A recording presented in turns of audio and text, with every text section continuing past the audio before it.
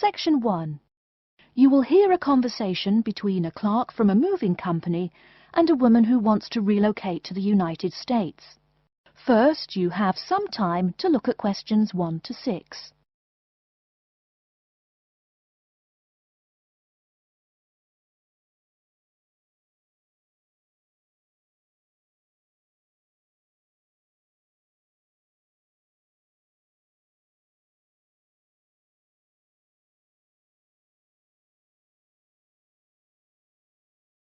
You will see that there is an example which has been done for you. On this occasion only, the conversation relating to this will be played first. Good morning, ma'am, and welcome to Australia's Moving Experience. How can I help you? Well, I hope you can help me. I'm so up in the air right now. Just calm down now. Let me guess. You're moving and it has you a little confused. That's it exactly. You see, I'm relocating to the United States next month, and I'm having a hard time getting organised. Here, fill out your name and address and let me ask you a few questions. Oh, what should I call you? My name is Jane Bond. The woman says that her full name is Jane Bond, so Jane Bond has been written in the space. Now we shall begin. You should answer the questions as you listen, because you will not hear the recording a second time. Listen carefully and answer questions 1 to 6. Good morning, ma'am, and welcome to Australia's Moving Experience. How can I help you? Well, I hope you can help me. I'm so up in the air right now. Just calm down now. Let me guess. You're moving and it has you a little confused. That's it exactly. You see, I'm relocating to the United States next month, and I'm having a hard time getting organised. Here, fill out your name and address and let me ask you a few questions. Oh, what should I call you? My name is Jane Bond. OK, Jane, first of all, what's your work phone number? In case I have any questions about things. My work phone is 9463 550. But please try not to call me too often there. My boss hates personal calls. So does mine, ma'am. So does mine. And what address should we ship your things to? My new company is letting me stay temporarily at 509 Clark House.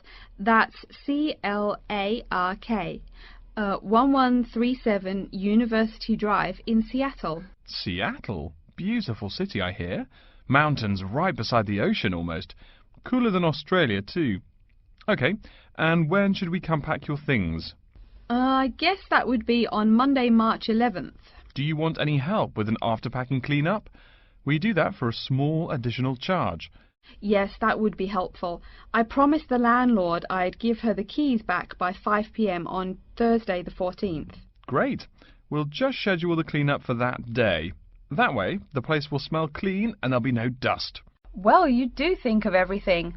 Oh, how much is this going to cost? Here is a list of our basic prices. Oh dear, this seems rather expensive.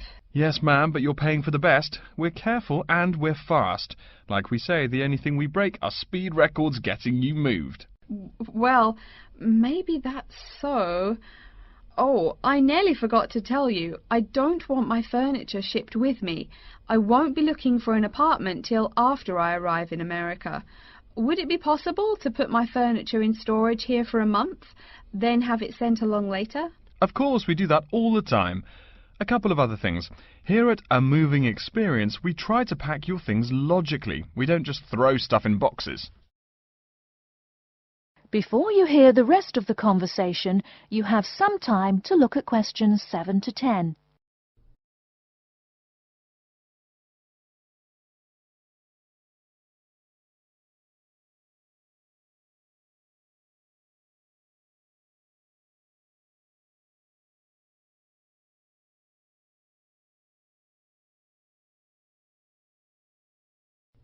Now listen and answer questions 7 to 10. Do you have any special requests? You know, things you want packed in some special place, so you know where to find them. Like what? Oh, I don't know. Things like dishes, maybe. Not to be rude, but you look like a lady who likes to eat. Ah, yes, I need my dishes and things where I can find them quickly. Great. We'll put those dishes and cutlery in what we call the emergency pack. Can you think of anything else? I do have an antique tea kettle my great-grandmother gave my mother. I wouldn't want to lose that. So I guess you'd better put that in storage with the furniture. Grandma's tea kettle with the furniture. Got it. Say, how about things like your alarm clock? You don't want to miss your plane on the big day, right? Well, you certainly think of everything. Yes, that's right. I'll also need my alarm clock where I can find it. Fine, we'll put that in your personal package. And of course, we'll give you a list of where we pack everything.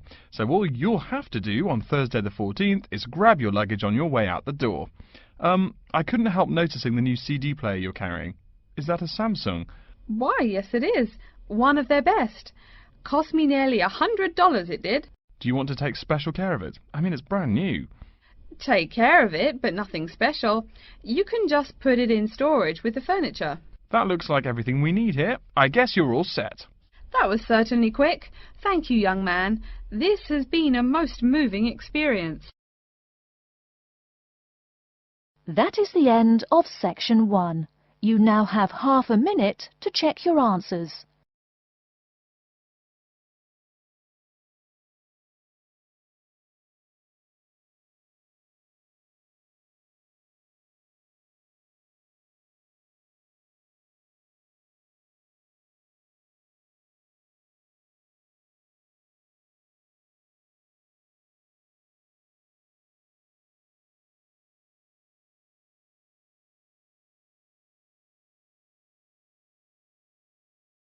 Now turn to section 2.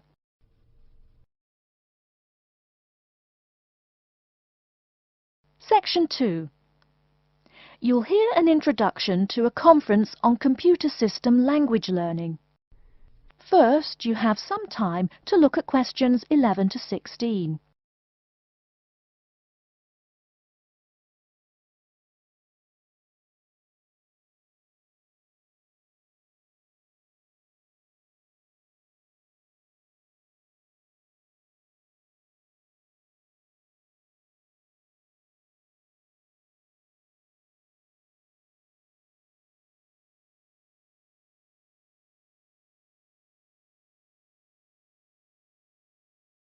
Now, listen carefully and answer questions 11 to 16.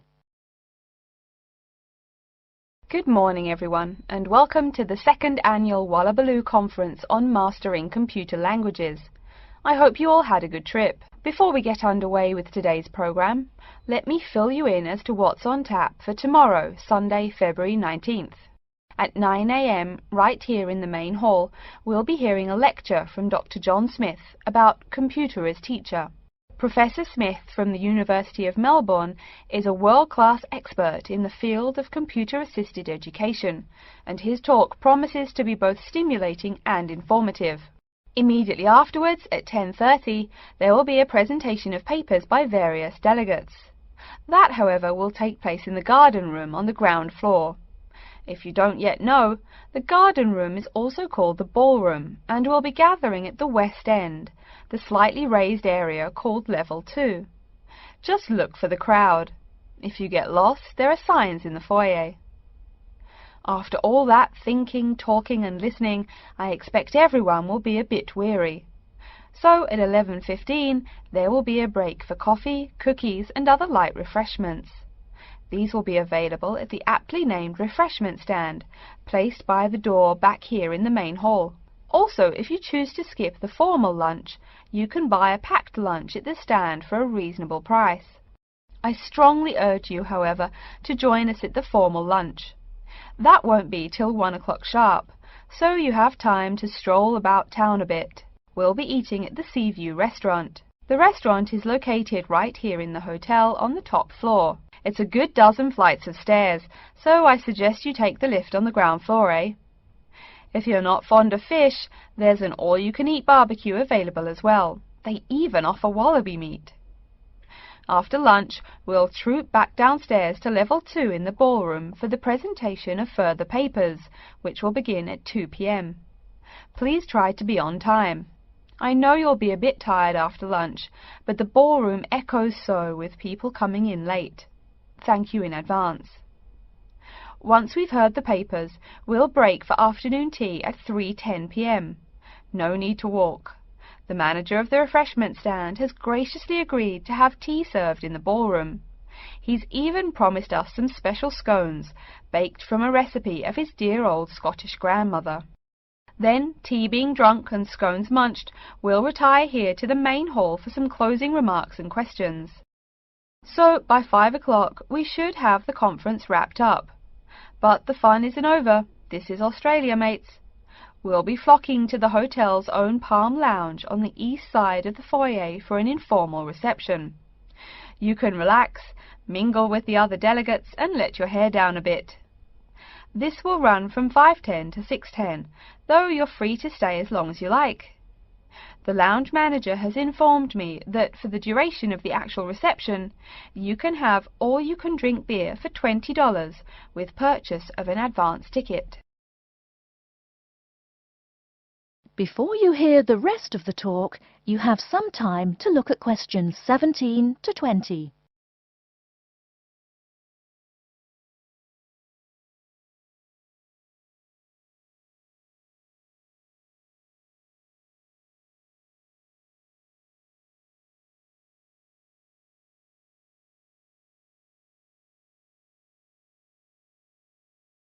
Now listen and answer questions 17 to 20. And yes, tickets can be purchased from any conference organizer or at the front desk any time between now and the start of the reception. I suggest you come by tomorrow evening to pick up the tickets, since the conference hall only holds 800 people. That way you can also get your journey planned ahead of time and be sure not to miss this truly memorable conference. If you want cocktails, however, I'm sorry, you'll have to pay for those at the regular price. Oh my goodness! Speaking of paying, I see I forgot to tell you a couple of things. The first is about lunch. The charge for the lunch will be $15 for all you delegates. If you have guests with you, the cost is $25 for the general public and $6.50 for children under the age of 10. That's $15 each, not total for everyone. Another item is about the lunch menu. I very much urge you to try the fish. I mean, look at the restaurant's name, the Sea View. As the name suggests, it is a famous seafood restaurant.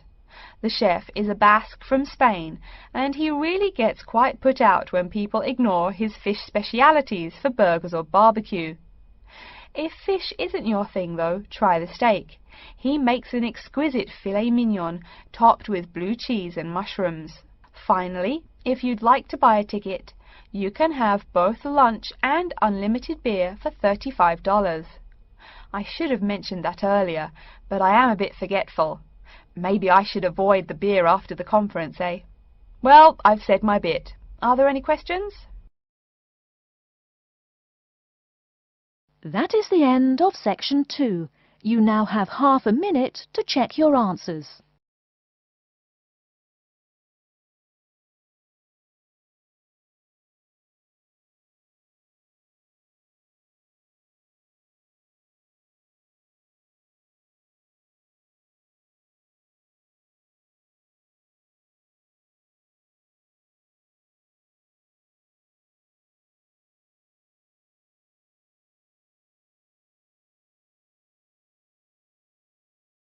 Now turn to section 3.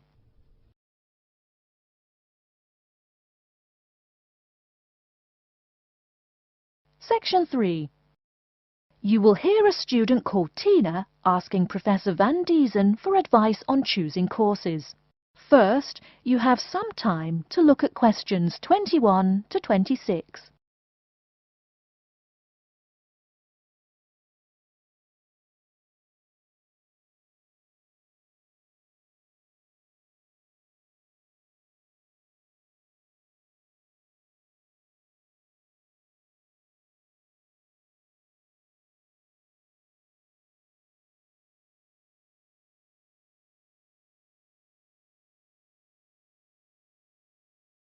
Now listen carefully and answer questions 21 to 26. Hello, are you Professor Van Diesen? Yes, I am. And who might you be? Oh, sorry, my name is Tina. I'm a freshman here. They told me I should ask you for advice in choosing courses. Well, that's part of what I'm here for. Please come in and sit down. Now, what are your questions? I almost don't know. Everything is so confusing. Like, what is a specialized course? Oh, easy. A specialized course is one that is compulsory, meaning it's a requirement for your major, and regular, so you can't place out by taking a proficiency exam. That sounds pretty strict. Then what are all these general courses? I seem to have to take so many. Nothing to be alarmed over. These are courses open to all students and not directly related to your major.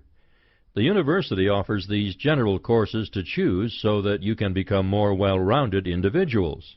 For example, I see you're a microbiology major, so it might be a good idea to take some literature or history courses so that you can know something besides all science. You mean these courses are like for fun?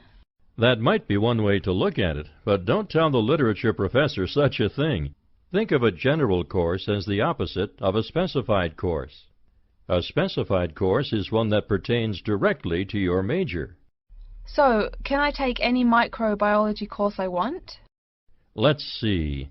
Oh, those courses used to be open to microbiology students only. The good thing is now it's open to students on a flexible schedule, so it's not only for full-time students. So the answer is yes, if you have the instructor's permission. May I ask you why you chose microbiology? Well, I also like plain old biology too. You know, full-size animals. I might even become a veterinarian. Could I take some biology classes? Well, they are open to full-time students only, which I believe is what you are. I don't know how a freshman would get along with microbiology, though. I mean, most of the students presently looking into it are from off-campus. Off-campus? Yes, you know, people who use it in their work at hospitals, laboratories, even a police detective. Why did you choose microbiology, if I may ask? I don't think you quite answered that. Well, eventually I want to be a doctor. At least my dad tells me so. If I may say so, young lady, you seem a little uncertain. Still, I think that might be a good idea for a career. Of course, if you're thinking about being either a doctor or a vet, you should take some medical science classes before you even think of applying to med school. Great! What should I take? There is one small problem. The new medical sciences building is under construction, so there are no experimental facilities available until next year. I'm afraid you'll have to wait, but don't forget to take those courses at the first opportunity. Oh, bummer. Is there any other course you'd recommend for someone like me? Well, since you seem to like animals, have you ever thought about looking into environmental science? No, I never really thought about it before. Is it worthwhile? Quite. In fact, it's the fastest growing subject on this campus. Before you hear the rest of the talk, you have some time to look at questions 27 to 30.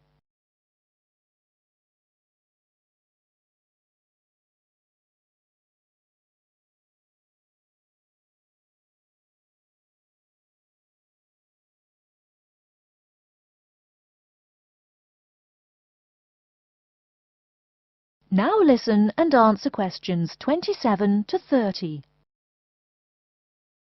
I'm sorry, I couldn't help noticing the long list of classes you've written out there. May I have a look? Oh, sure. Medical science, statistics, laboratory techniques, medicine, mathematics, computing. My, a bit of everything here. Is it too much? For your first semester, yes. What I suggest is starting out by taking the compulsory courses. Like we said before, the medical science can wait. Consider taking that in your sophomore year. I think I'd put off computing, too. I recommend to all freshmen that I talk to get the compulsory mathematics out of the way as early as possible, so take that one. It'll be one less difficult course you have to focus on when the science lab opens next year, and you have to catch up on classes like laboratory techniques. Your major also requires statistics, so you have to balance 2 math classes, and no doubt you should take that. Otherwise, get your required medicine course out of the way by taking something theory-based. Oh, of course, and your environmental science class, if you're interested. The others can wait, though I think computing is definitely a good idea, even though it's not required. I see, too, on your paper there you seem to have had high marks on the entrance exam. Yeah, I guess so. Don't be shy. Have you thought about applying for a scholarship? Do they have any? I mean, my dad is always complaining about how much money it costs him. In your department there are actually 3 full scholarships available. They cover tuition and provide $1,500 cash. $1,500 cash? Party! Please, miss, the money is intended more as a textbook allowance, not party money. If you promise to behave, I'll show you how to apply. Great, and thanks. That is the end of section 3. You now have half a minute to check your answers.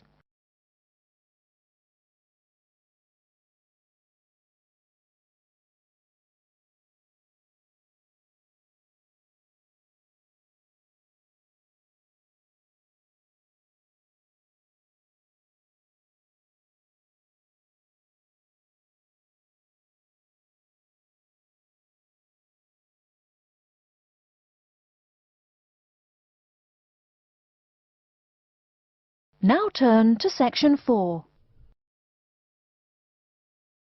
Section 4. You will hear a lecture about how to choose flooring materials. First, you have some time to look at questions 31 to 40.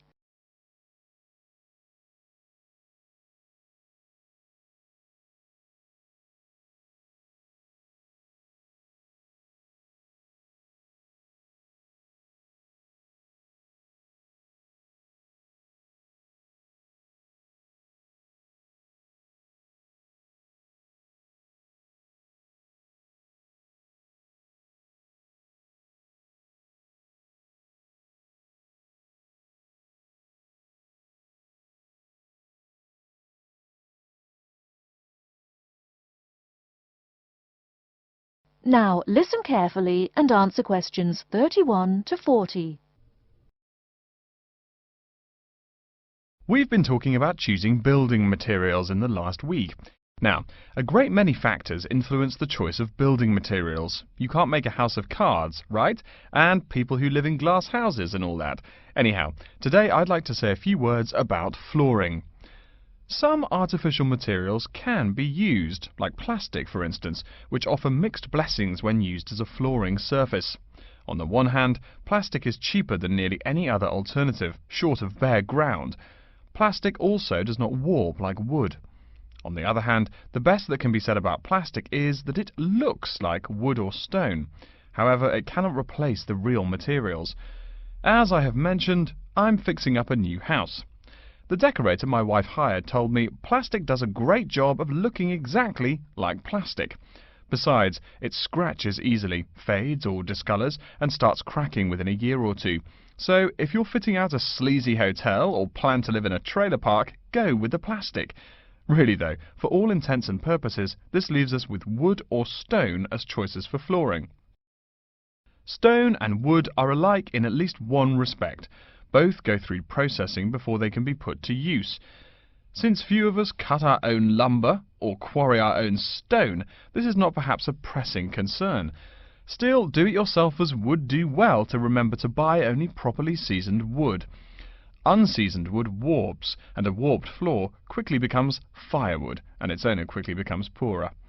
Likewise, except for dull-hued materials like slate or sandstone, most stone floors are polished before installation. The choice goes well beyond just wood or stone. Each type requires many further considerations. A few special remarks are called for when considering wood. For example, as always, aesthetics, personal taste and layout all play roles, as well as the type of house or room. Oh, and certainly don't forget the cost. When it comes to cost, a rule of thumb is that the softer and less exotic the wood, the lower the cost. In the US, for instance, pine is both ubiquitous and cheap. Mahogany is imported and exorbitantly expensive. If you're on any kind of budget when remodeling, it's really helpful to remember to go for the softer woods. Aside from cost, there are still lots of different factors that are important in choosing the best flooring for the job. Continuing with the example of wood, one must consider the effects of each type of wood on the mood of the room. When selecting the best wood to use, particular attention needs to be paid to its grain patterns, texture, and colour. In rooms where relaxation or deep thought is the aim, say bedrooms or the study, dark, strong-grained woods are the rule. Here, the grain ought to match the furniture for a feeling of homogeneity. In rooms where activity and motion are typical, the dining room or living room, lighter, finer-grained lumber is more suitable. In such a setting, the wood grain might be useful in offering a contrast to the furniture. This leads to a feel of subconscious excitement in keeping with the room's function. In either case, though, consult a decorator. It is a decorator's job to know what materials to use to fit the function of the room. Though some things about putting together a room are subjective and based on one's individual taste, materials appropriate to a room's function are much more straightforward. A decorator takes the needs of the customer and uses a mathematical formula rather than subjective words.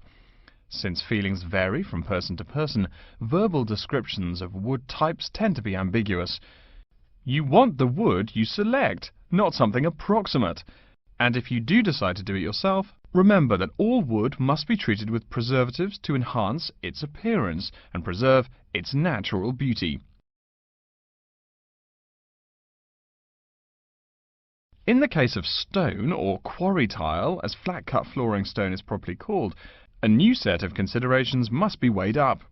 Simple colour aside, the degree of reflection must be kept in mind. This is called the reflectance rate, which is expressed in a number between 0.0 and 1.0, depending on the amount of light it reflects. At one end of the scale is polished silver. At a rating of 1.0, this shiny surface reflects nearly all of the light directed at it.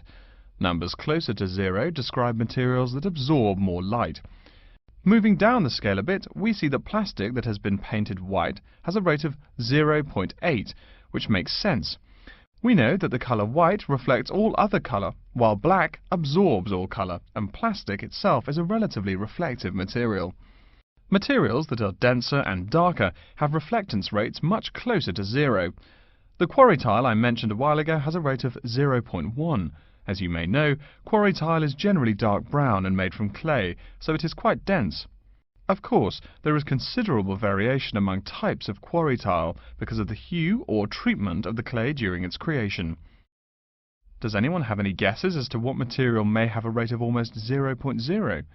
We can guess most of these materials are black in colour, but plastic, wood and even stone reflect some light. One material with a rate of almost 0.0 is black velvet. The texture produces almost no shine at all. Carrara marble, despite its white hue, is actually lower in reflectivity than black onyx. In any case, the fact that tiles vary somewhat should not be forgotten. A highly reflective floor would not be suitable in a library. It would be indispensable in a ballroom, should your home be large enough to feature one. Again, a rule of thumb is that light means lively.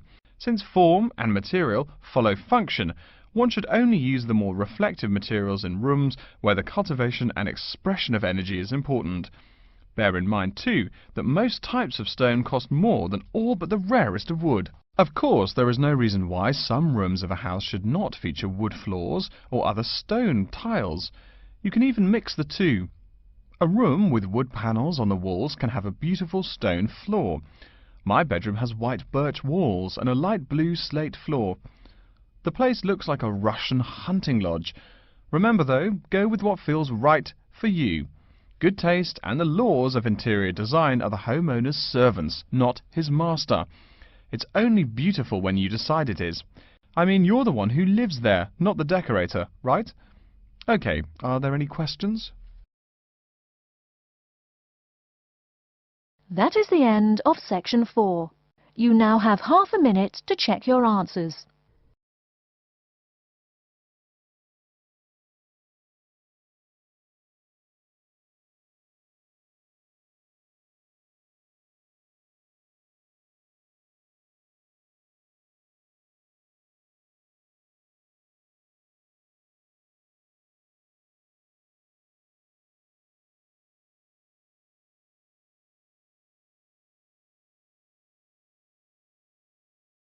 That is the end of the listening test.